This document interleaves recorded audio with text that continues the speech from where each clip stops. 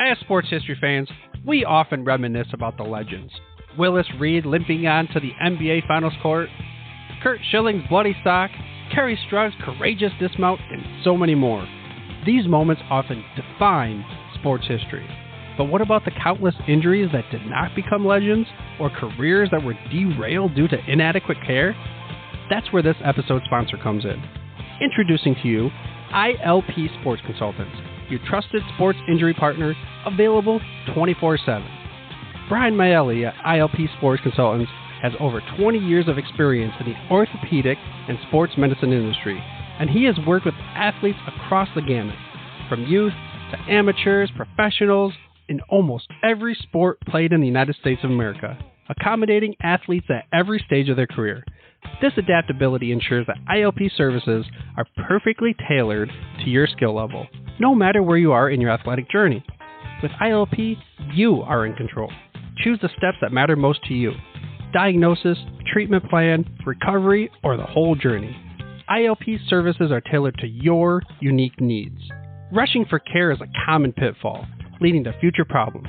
ILP Sports Consultants helps you make the right decisions, ensuring that you receive timely and safe care. And here's the bonus. Brian hosts the Injured List podcast, sharing insights and athlete stories you won't want to miss. Whether you're a concerned parent or grandparent, or an athlete yourself seeking guidance, ILP Sports Consultants is your beacon of hope in sports injury management. Visit ILPsports.com today. That's the letters ILPsports.com. ILP Sports Consultants, where your well-being is the priority and your recovery is the mission. Choose ILP Sports Consultants for a healthier sports journey, helping you get back in the game the smart way.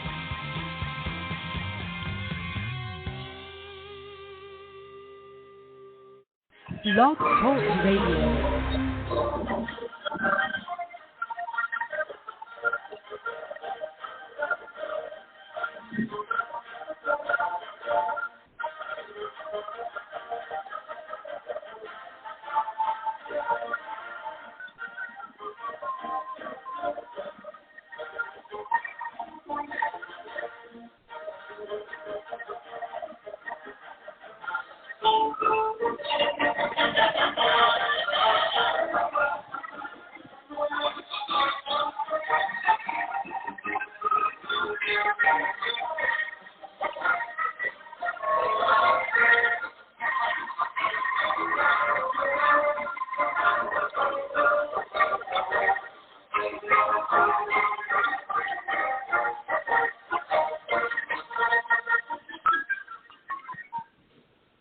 Tonight we'll go back in time and see who's had it.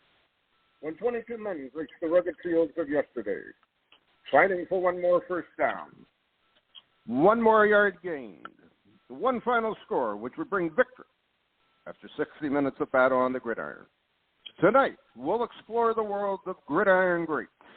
Welcome to Gridiron Greats Football and its memorabilia on the Gridiron Greats Publishing and Broadcasting Network, in conjunction with Swick Enterprises, and we're live from the Wallingford, Connecticut home of Gridiron Greats Magazine. I'm Bob Swick, publisher and editor of Gridiron Greats Magazine, and I'll be your host for the show. Gridiron Greats is the only publication in America which focuses upon the history and memorabilia of the North American football game since its inception in 1869. We cover 150-plus years of football history and memorabilia.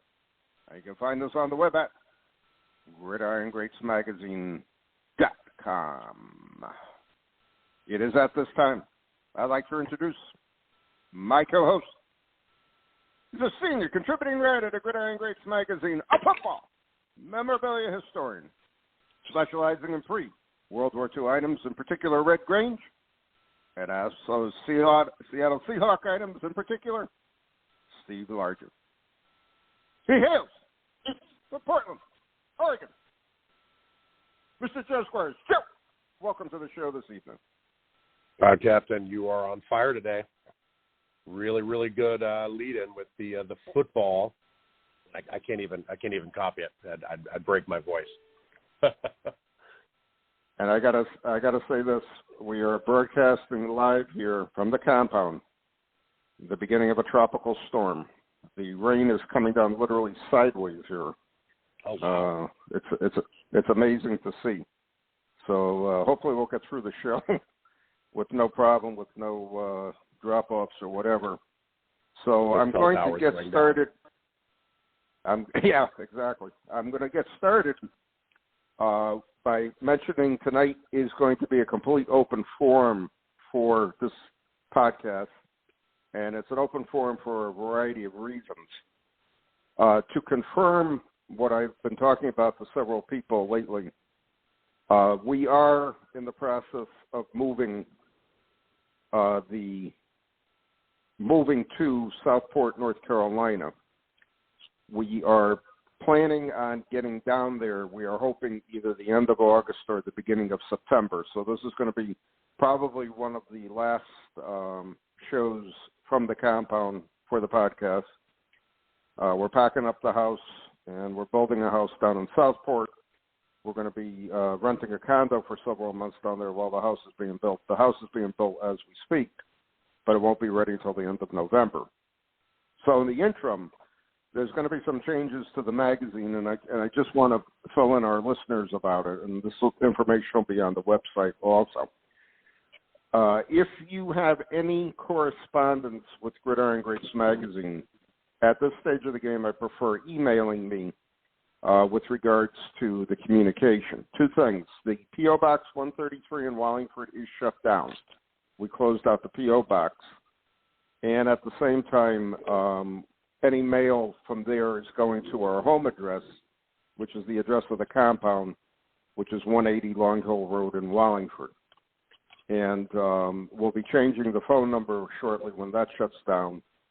And I'll be giving out the new phone number as we go along. When we are in Southport officially, we will have a new P.O. Box and a different phone number down there for the magazine. The magazine is still on schedule to be printed for the upcoming summer issue, which is traditionally our national issue. And the way it stands right now, I highly doubt if I'm going to be able to get out there even for a day. I was thinking about flying out there for one day and then flying back home the next morning, but I'm leaning against it right now. I just got too much going on here. But the magazine is still will be published while we're in this transition period for the summer issue and the fall issue. And then the winter issue will be inside the new compound in Southport. And we'll be back at 100% production. Now, several people have inquired about back issues of Gridiron Greats magazine. I'm going to tell you right now, some of the earliest issues are very, very scarce, as in 1 and 2 copies only.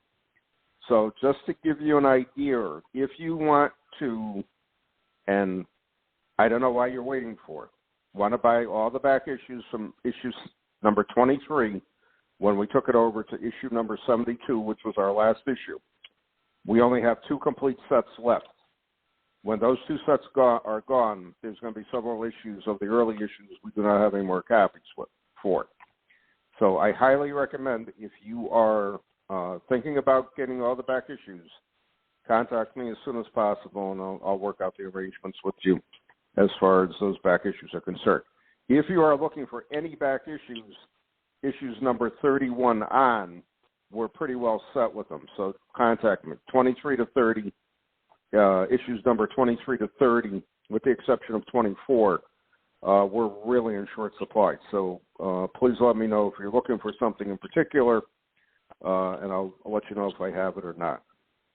And again, if you're not a subscriber to Gridiron Greats magazine, Joe, what do you normally say? What are you waiting for? Seriously, if you're listening to this podcast and you're not a subscriber, that was a little bit of a head scratcher as well.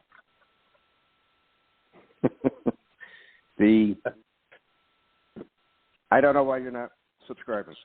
I don't understand it. And I don't understand why you're not buying a complete run of the back issues of Gridiron Greats magazine, because it is a great source of football history and memorabilia for any collector. I think it's very, very important that you study, look, and use it as a reference tool. There's a lot of great information. And by all means, please subscribe to our magazine. So again, that's a little brief introduction of what's going on over the next few months. As someone who's only lived in 3 places in my life in an 8-mile radius of each other, this is somewhat of a major move. It's somewhat of an overwhelming move to realize how much actual inventory and my collection I have to pack. And I did definitely get sticker shock when I got the quote from the moving company with regards to the cost of moving the collection from the compound. An interesting story, which I wish I had known about this guy before. We had a dining room set that was basically out of production, an older set.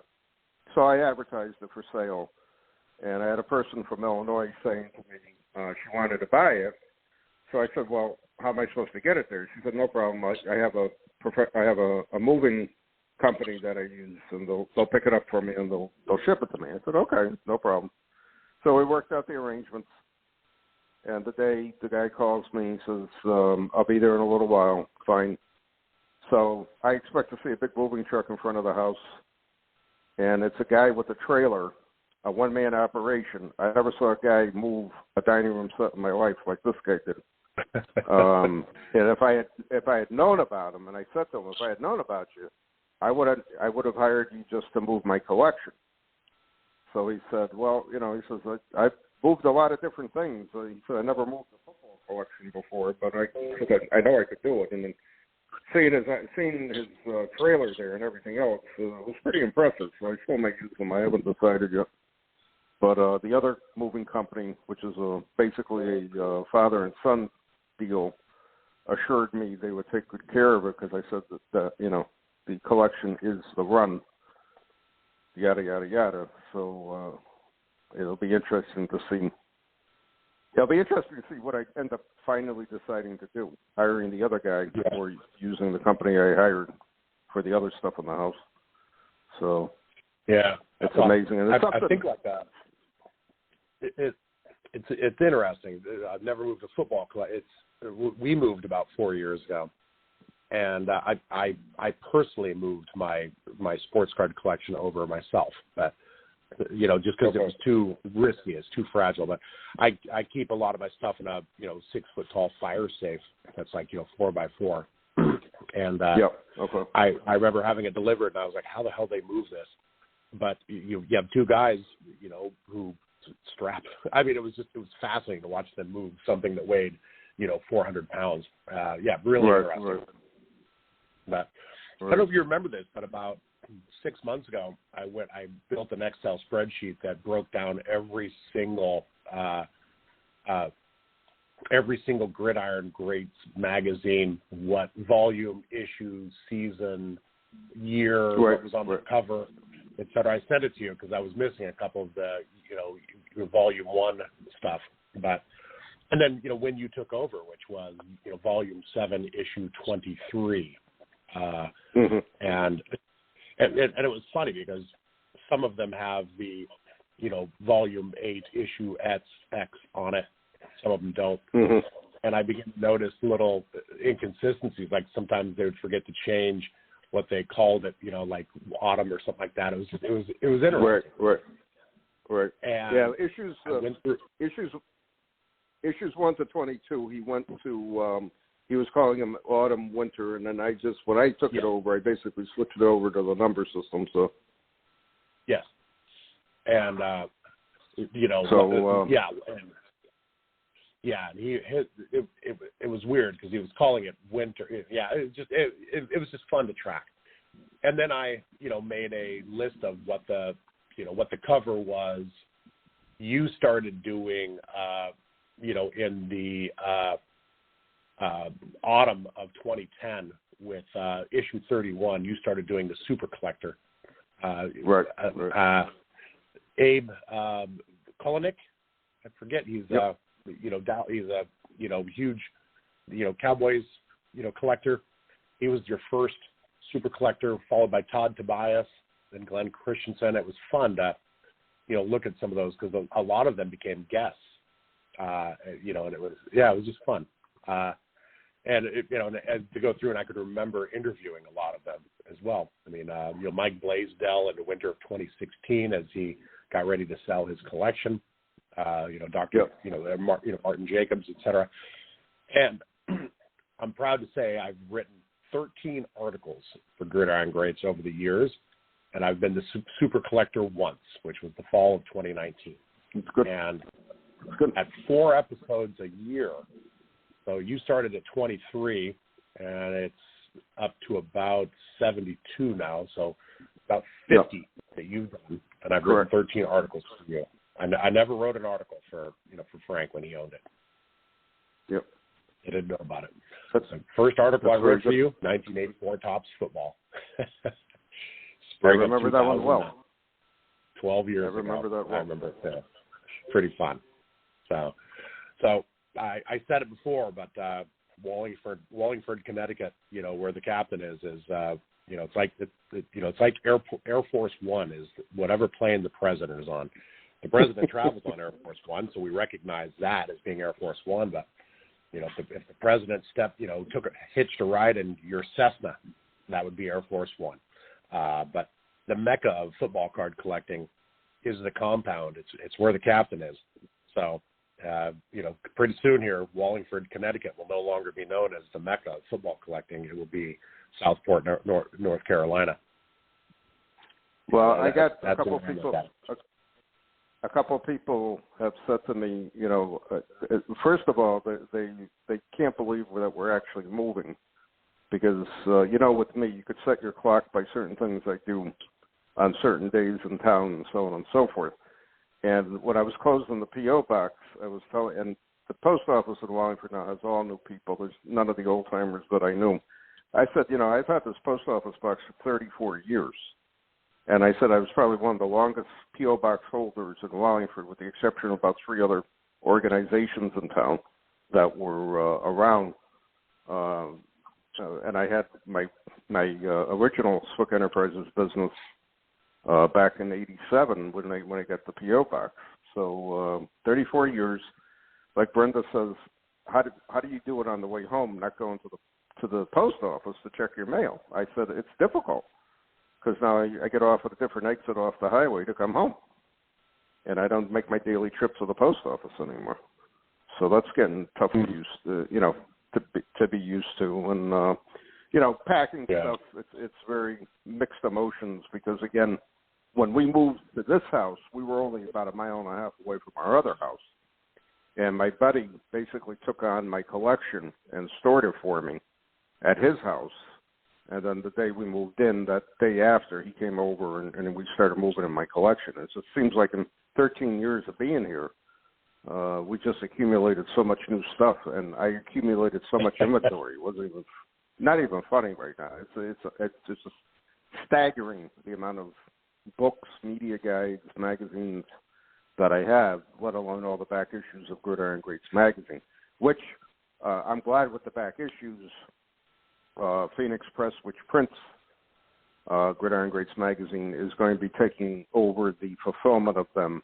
When you order back issues, they'll be shipped out in New Haven until I get set up in Southport. And then when I get set up in Southport, I'm either going to come up here and bring them back down with me, or they're going to ship them down to me, one or the other. So there won't be any interruption, with the exception, unfortunately, of the issues that we're really in short supply of right now. But it's kind of it hits me every day that we're a day closer to we're going to be moving out of here. But again, I'm looking forward to Southport, and like I said to a lot of people, I'm semi-retiring from my job, and I have a simple motto now: I'm done, and it's time to have fun. I want to do something different, and I'm working on a couple book ideas, and I want to write again and see what kind of football stuff I'm going to find in North and South Carolina there. That should be interesting at the same time. You're going to write that long fan-awaited book on Steve Largent. You're going to try and sweep the knee on Chris Willis, get to it first.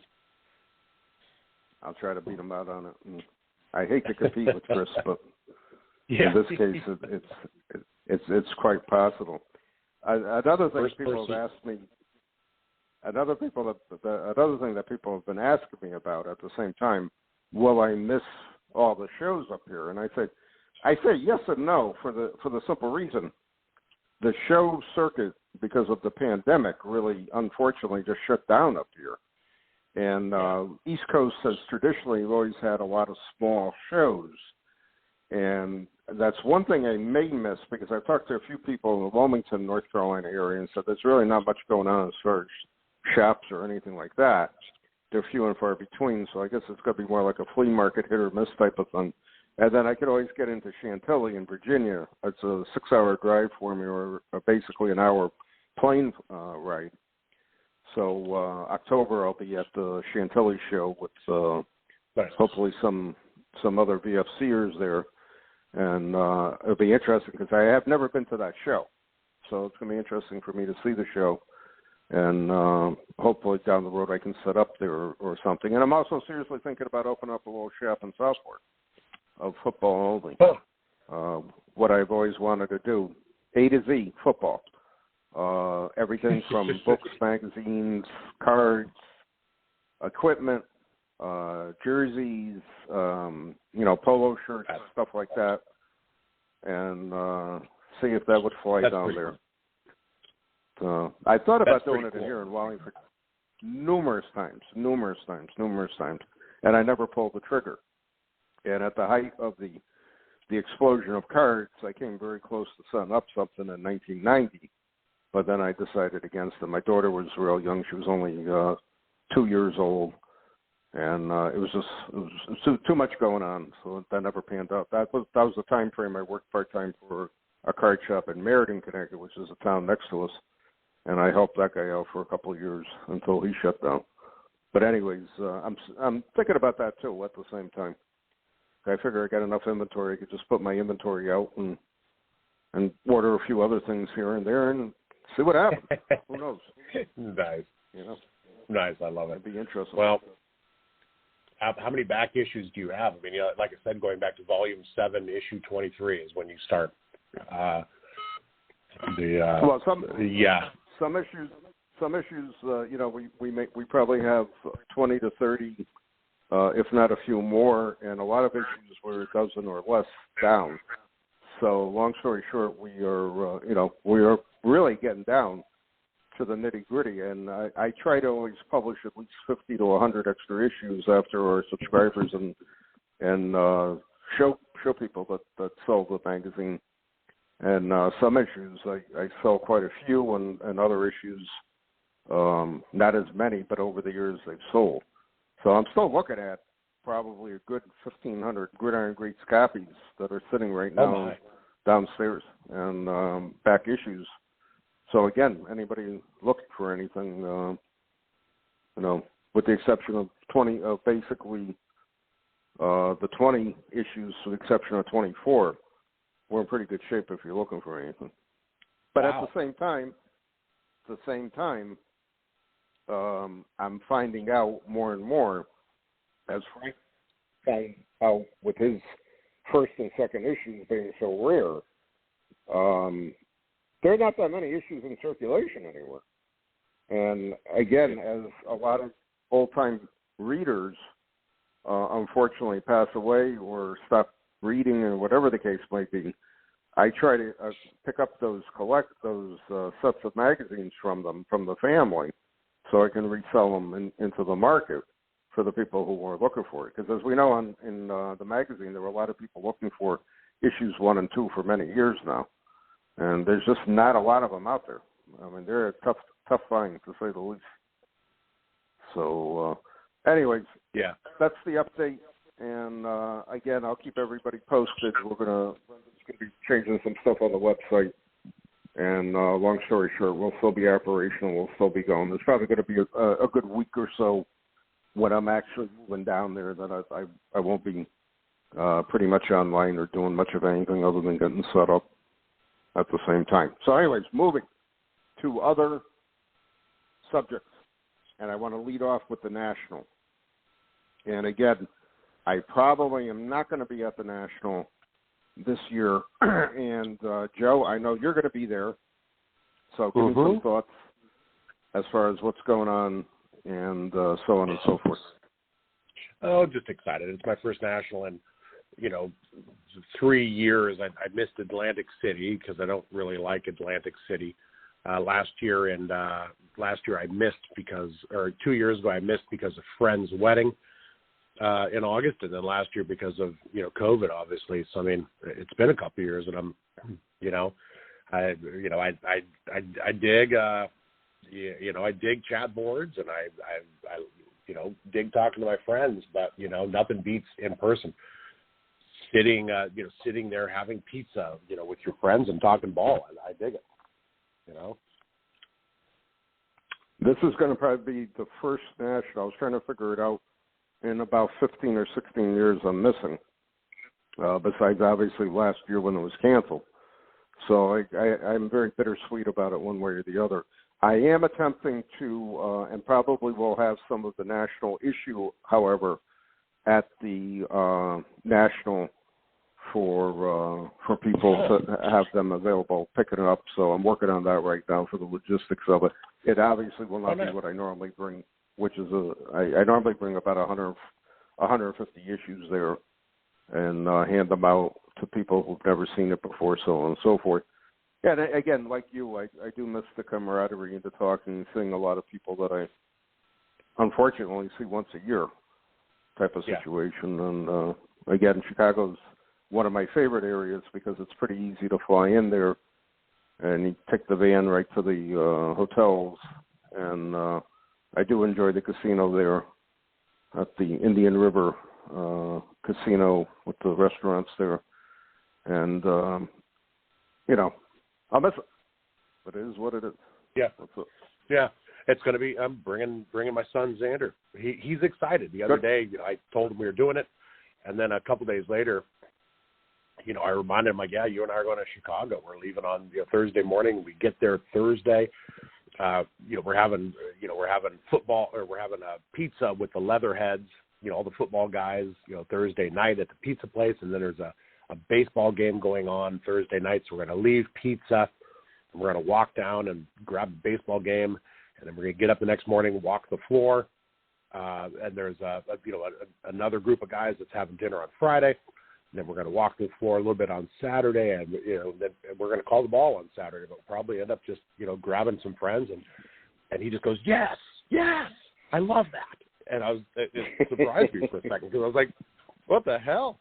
And he's like, I want to get a Rob Gronkowski card. What's his rookie card? Because he loves Gronk. He wants to be a tight end.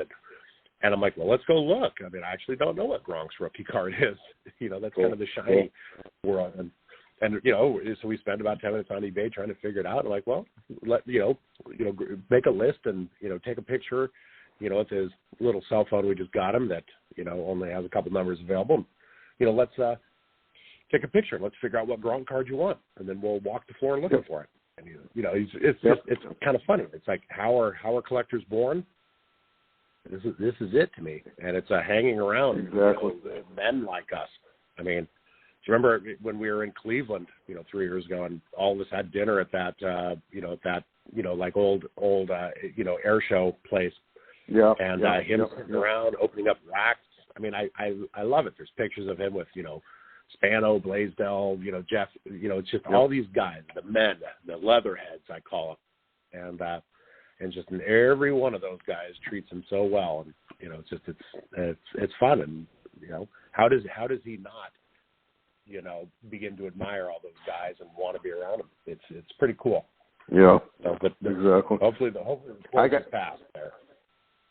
I got to say this, with Cleveland, that Cleveland exhibition hall shutting down, I guess they're going to be going to Atlantic City more so. And I did like Cleveland, the exhibition center, a lot better than I like the one at Atlantic City. Atlantic City is very crowded.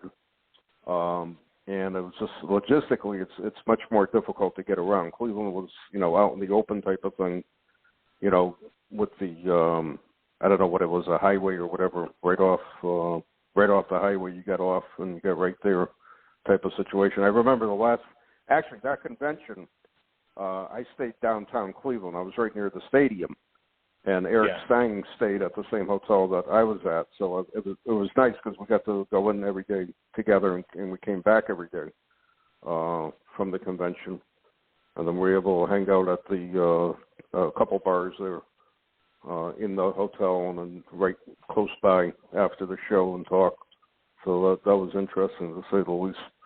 And downtown Cleveland was very interesting. I enjoyed walking around Brown Stadium, new stadium, even though nothing was open. And it was a very, very interesting trip, to say the least. Atlantic City is not at all like Cleveland. And Atlantic City is the type of thing you go back to your hotel at night, and that's about it, you know. Yeah. So I have a good friend who lives in Cleveland. So before we went to a baseball game, we went to his house for the day, and we're swimming in his pool of his apartment, and grabbed a barbecue, and he drove us down to gave us the tour. We grabbed lunch. I mean, we spent probably 5-6 hours that day. Touring Cleveland from a local. It was pretty fun. Yeah, Cleveland was a very nice setup. I had a nice time. I actually came in before the show started. I spent a day by myself in Cleveland, so I walked around the stadium, went to the Rock and Roll Hall of Fame there, and I had a nice dinner at a restaurant downtown that evening, and then just walked back to the hotel. So it was pretty neat. Atlantic City, on the other hand, is Atlantic City. I mean, I've been going to Atlantic City since I was a kid, since it was very close to Connecticut here. And it's not at all like it was back in the 60s, obviously. I don't know. It's more of a Atlantic City for the National is more the people who will make a day trip from the tri-state area and from Pennsylvania to see what's going on there. There's not as many people like in a Chicago setting where they're there for the week. There for Wednesday through Sunday, and, are at the show every day type of thing, visiting, so on and so forth. Much different crowd, to say the least. Now, what's on your want list for the National, Joe? Thank you. A little bit like you, I hope to come across some old Pottsville Maroons postcards, sitting in the, dollar bin. Good. Keith Javik is set up.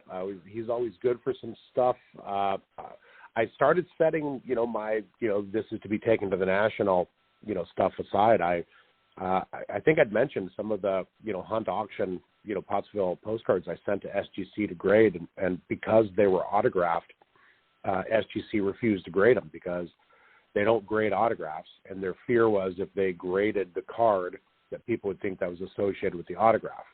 And I actually had an email dialogue with the head grader.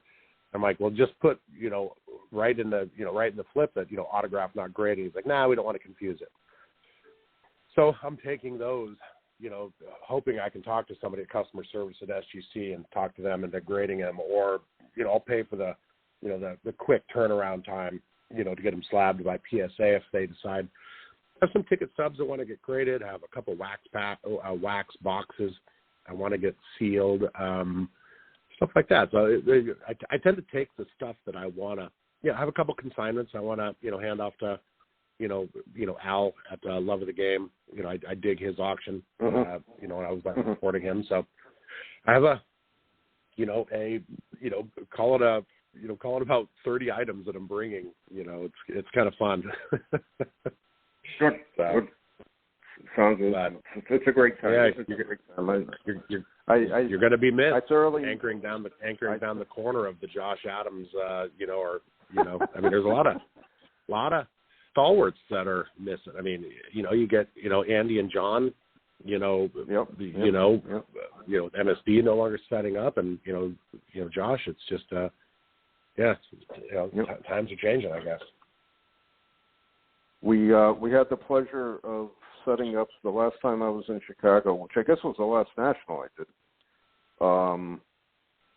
We set up next to, I can't think of the guy's name, that Twitter sensation who had Dennis Rodman at his table.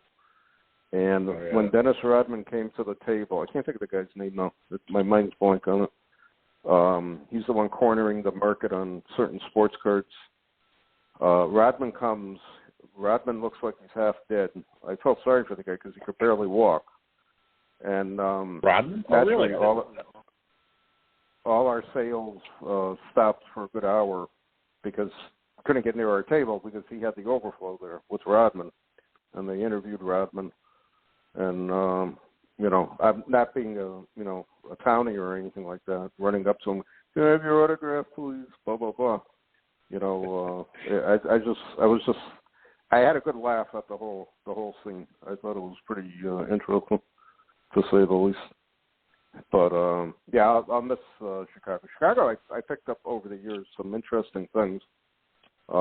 In, as you said, in dollar boxes. I mean, stuff people have no clue what they were putting in there, and pretty nice oddball football stuff. A few nice Hall of Fame tickets from the Hall of Fame game. Perfect condition. I remember that. That was one of my best buys there. Very interesting.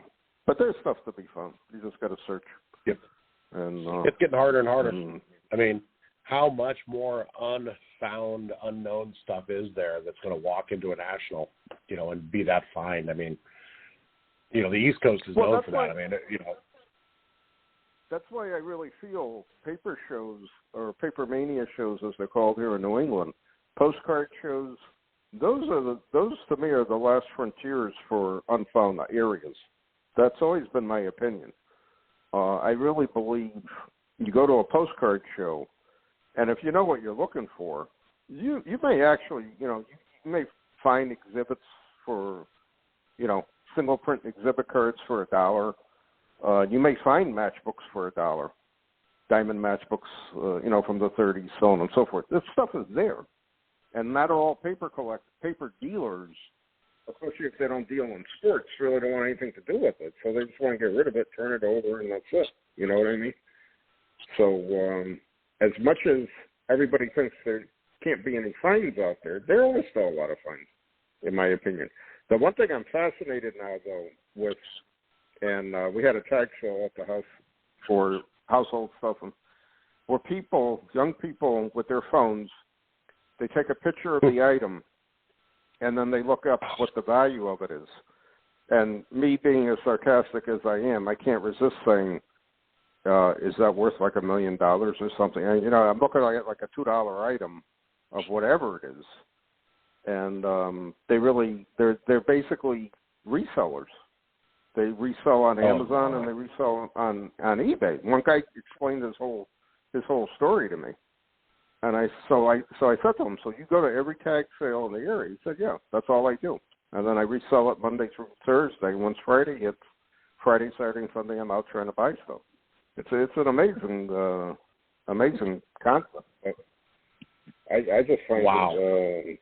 I don't know how they can make a living from it, but the guy makes $500 a week. So. How hard is that? That's a grind, man. Oh well. Well, for you and I, it's a grind. I mean, if I remember the days I used to go to literally a half a dozen tag sales on the weekend during the spring and the fall, and spring and the summer, and the fall to a certain degree, to see if I could find any football stuff. And and it was always hit or miss. And then after 6-7 weeks of going every weekend, I would take a break, and then I would say to myself, "Geez, I probably should have gone today because maybe what I'm looking for is, I could find something." But then after a while, it became useless. You know what I mean? So like I playing prefer, poker. It's like playing poker now. That's a crappy hand, and you know what? I'm just going to see one more flop. Yeah. Being diligent about not staying in the hand and seeing, not seeing flops. Yeah, no, I hear you. Exactly. So, anyways, that's the scoop on the national. Another thing that I want to talk about is there was a big buyout since we last had our last podcast in the auction world, and I had to deal with Golden Auctions being bought out by Collectors Holdings. And Joe, give us some background on both Golden and Collectors Holdings. Yeah, Golden Auction is one of those auction houses that started in 2012. Ken Golden, who's kind of a kind of a huckster. He's kind of got a slimy reputation in the industry. So, I mean, but, he immediately out of the gate sold like a, Honus Wagner PSA 5 miscut, beautiful card. So right. suddenly, Right. Suddenly he was bringing in really big high ticket consignments. And some of those were his own collection. Some of those were, friends, but no matter what, you have to hand it the guy. He had $40 million auctions, which is pretty big. And it's comparable to, being up there with REA, any of them. So whatever it is, Golden Auctions had a flag planted, and they were pretty good. They've, the last couple auctions have really been basketball centric. A lot of, Giannis rookie cards, et cetera. Just, shiny modern stuff. But whatever it is, it's right. $500,000 cards. It doesn't take many of those before you have a big auction. It was announced earlier this week that Golden Auctions was being bought by Collectors Holdings. Collectors Holdings is a corporation that's owned by New York Mets owner Steve Cohen, a hedge fund billionaire, and a name that might be familiar to everyone, Nat Turner. Nat Turner recently bought PSA, or Collectors Universe, and took them private. So PSA is now a private, company, the largest grading company, the number one grading company, in the world, is now privately held by, a gentleman named Nat Turner, who now is part of a company that bought a very large auction house. All right. Nat Turner. First question. Hold yeah. on. Hold your thought for a second. Do you feel like I feel that there could possibly be a massive conflict of interest here? Well, yes, obviously at first blush. But from everything I've read about Nat, from all the interviews I've seen with him, he's a consummate business person. First of all, I get the feeling he's too damn busy to influence certain grades. So for example, I own half of an HVAC company. I own an electrical company here in Portland, and I own half of an HVAC company about 2 years ago. Does my electric company, do I get preferential treatment? Electrically, do we share Rolodexes? Of course we do.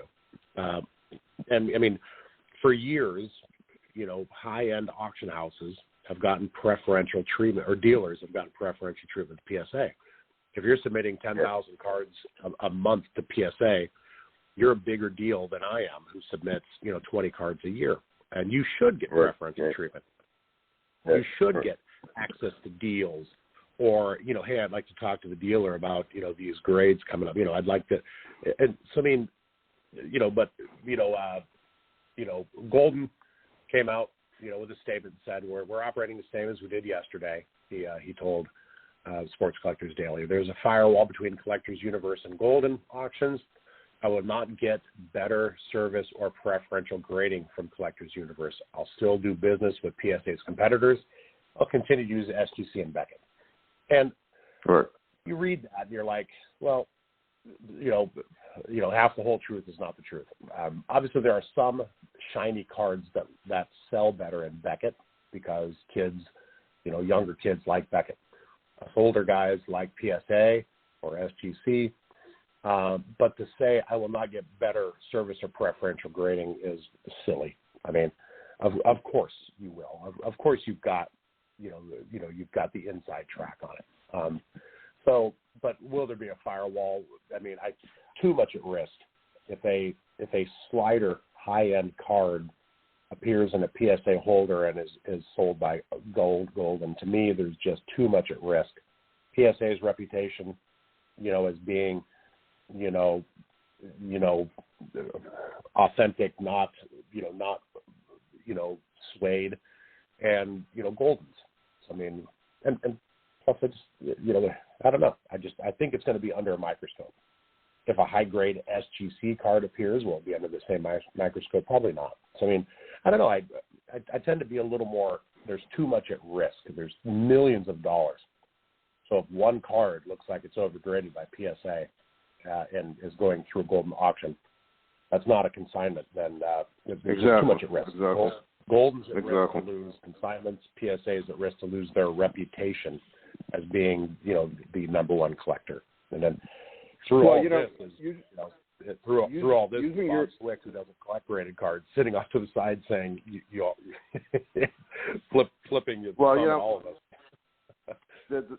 The example you gave within your own company, to me, is more of a complementary company between the two, because again, I know a couple of companies here locally.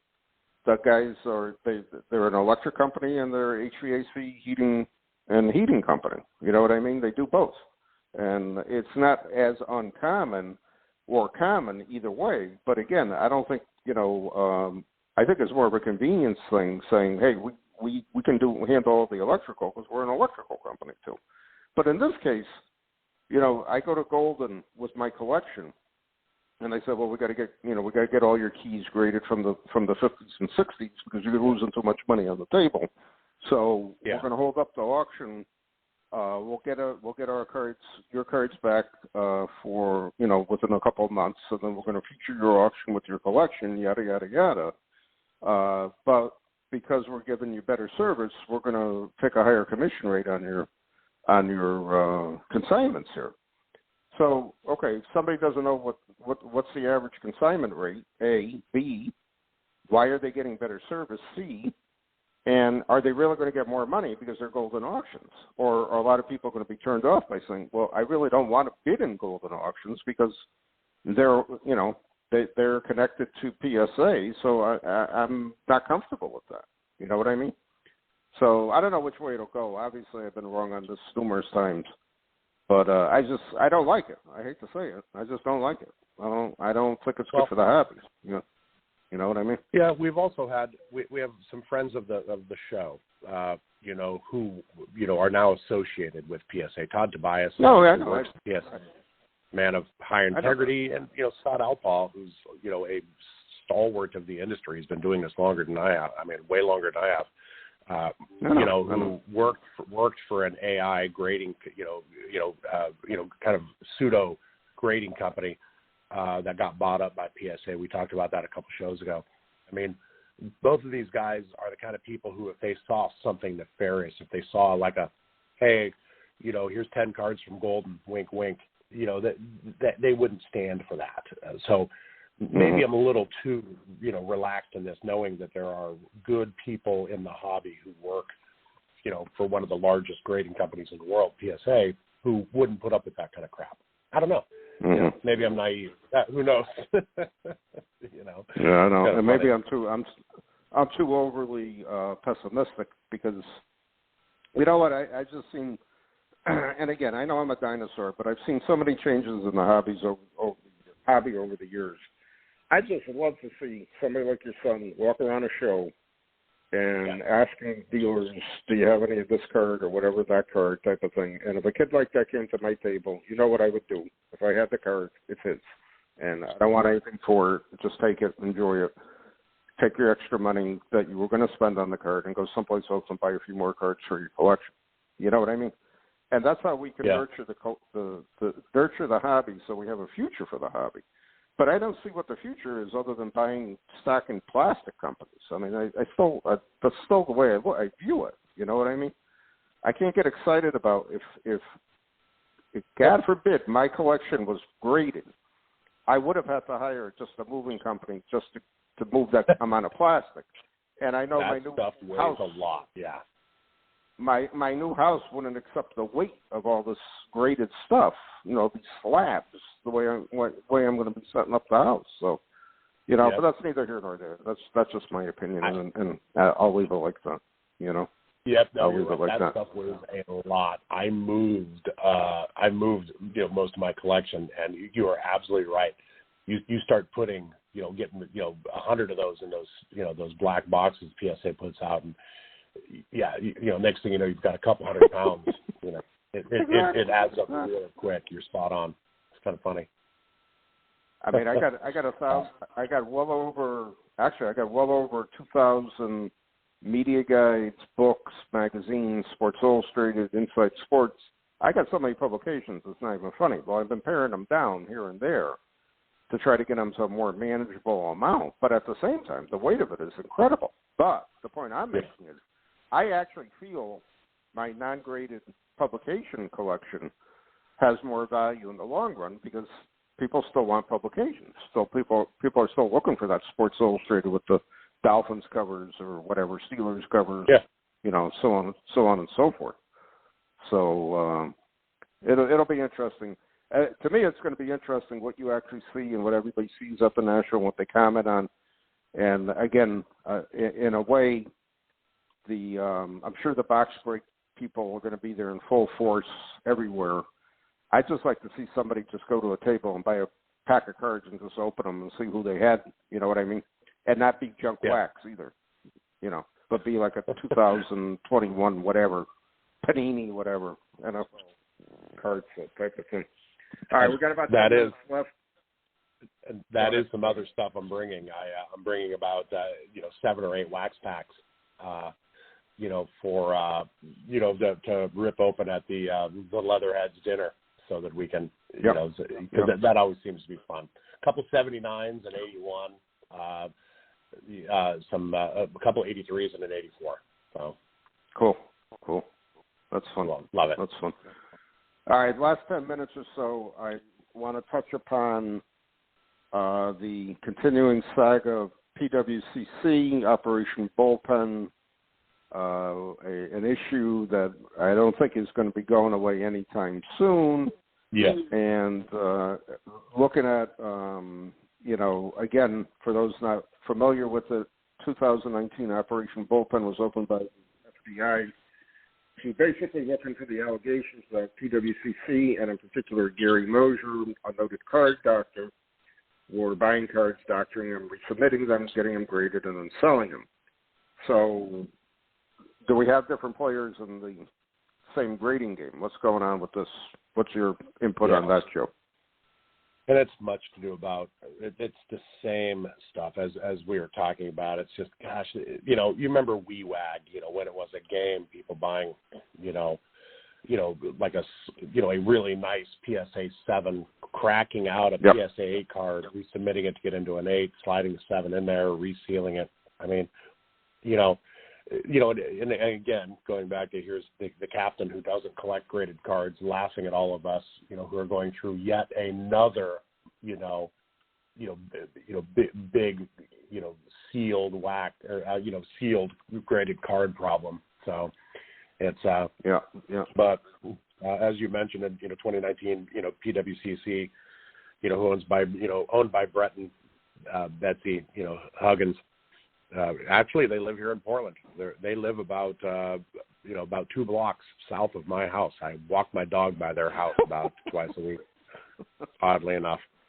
I didn't even realize it was them until another friend of mine who is their next door neighbor is like, "Hey, you collect cards. What's up with this?" Because Betsy mentioned she was really nervous about an FBI investigation. Like, oh, those people are going to jail.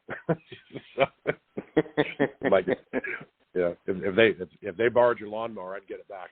But the wheels of justice move slowly, and here it is. It's so for 2 years, the FBI is investigating Operation Bullpen, and it's longtime card doctor Gary Mosier. He'll buy a card, or PWCC will buy a card. That's take the fat 48 Leafs.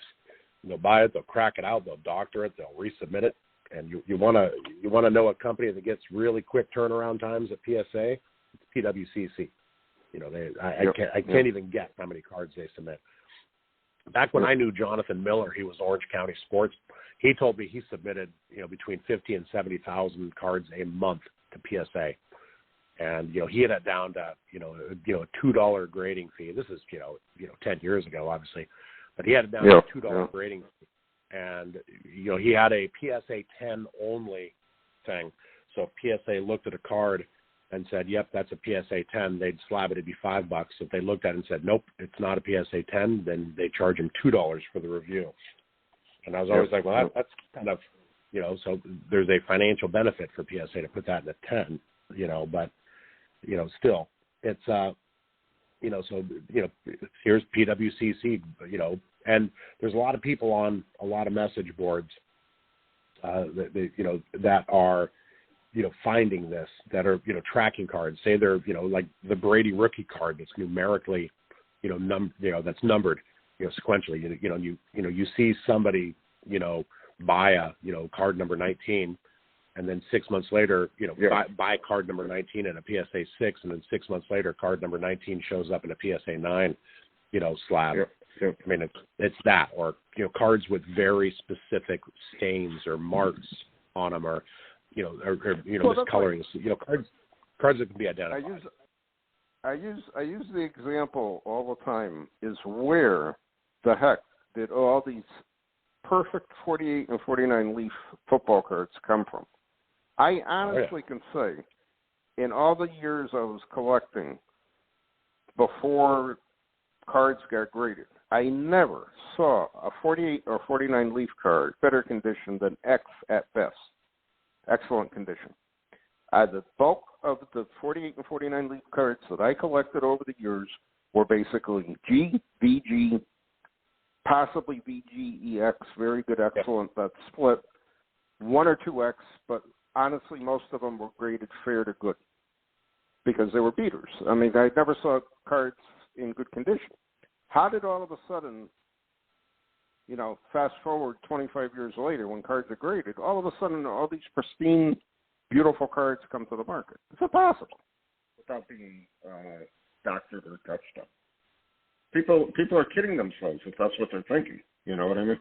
Oh, yeah. So really, it doesn't make sense. It doesn't make sense to say the least.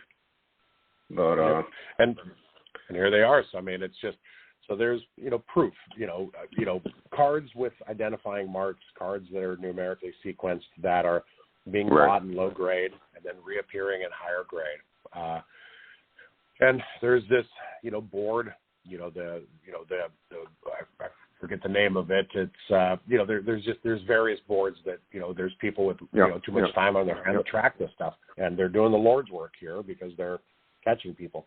And, so there's a lot of evidence. And, PWCC has the ability now to, indemnify themselves, saying, well, that's a consignment. I can't help it. But there's a lot of, and then you have eBay, who's almost becoming complicit in this, who are, as time goes on, it's less and less information available of buyers or sellers, So it used to be you knew who bought a card. And then it used to be where you saw, you could, see what the feedback of somebody who bought a card was. And now you don't have that information. And they're doing that to protect, maybe not purposefully protect people like that, but just to hide it so there's less information. Exactly. This hobby of ours, which is supposed to be fun, is becoming more and more complicated, I guess, with stuff like that. Yeah. It's amazing. But here it is. Right, it was just reported that, things might be getting a little tight because, from a couple of reliable sources, it was just mentioned if you have some of your cards or your collectibles in the PWCC vault, which they do to help people avoid, sales taxes in various states, you better get it out because if the FBI shows up and seizes asset, good luck proving that was yours. Yeah. Exactly. So, well, we got a couple more. We're down to a couple of minutes, and again, check out our website, gridirongreatsmagazine.com. And seriously, if you're looking for the complete run of back issues, please contact me, and I will give you the information on it. They only got 2 complete sets left. Joe, any final ideas in our 2-minute warning wrap-up? What else can you hit upon in 60 seconds or less? We got a couple more shows here, a couple more shows before the National, and I'll definitely be sending you pictures from the National of all of us eating pizza and having fun. So you'll be sorely missed, Captain. And again, I'm trying to figure out a way. Like I said, if I could just fly in that Thursday and then fly home Friday, I don't know if I could pull it off or not. So I could just sleep on the plane coming home type of thing. But we'll see what happens. I'm not counting on it though. Will you be in North Carolina then? Will you be in North Carolina? No. I'm actually wrapping up my 9-to-5 job that week, and it's just going to be. I got a lot of different things going on with that job to shut down, and I got a new person coming in to train. So, because I've been at my current job over 20 years, and it didn't go over well. That's your job as the assistant night manager at Taco Bell? I basically, it didn't go over well with the board that I'm leaving, and I told them I didn't realize I signed a lifetime contract with you guys that I was going to work here till the day I died. So I'm happy. I only got a few more weeks, and I have a lot of severance time coming at the same time. But anyways, it is what it is. I'll see what happens. I pulled off some miracles over the years, so you never know. You never know. And I still have a big United airline credit I got to use somehow. So I got to figure that out at the same time. All right, we're almost out of time. I got a couple of guests lined up, hopefully for the next week or two, and we'll be back on in July with hopefully a couple more shows with some interesting guests. We got a great summer issue coming up of Gridiron Greats magazine, issue 73. I'm sure everyone's going to enjoy it. Joe, final thoughts, 20 seconds. Look good to be back on the air, Captain. Look forward to it. And I think very, very, I'm losing time here. I really believe you're going to have a great time with your son at the National. And you got to enjoy every second there with him. It should be great. That's it. Hopefully we'll be back next week with another show. Thanks for listening.